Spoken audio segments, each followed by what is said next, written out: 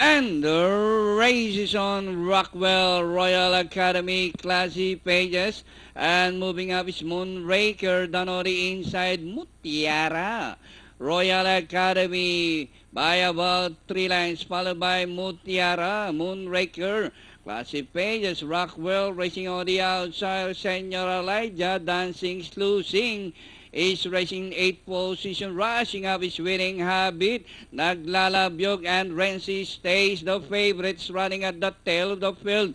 Royal Academy by some 6 lengths, Moonraker.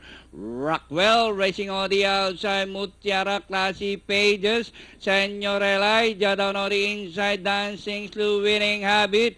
Renzi stays, Naglalabyog and Sing as they race the final corner.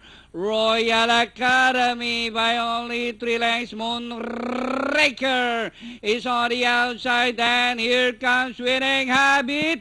And on the outside, Rockwell, and entry number 5, Classy Pages.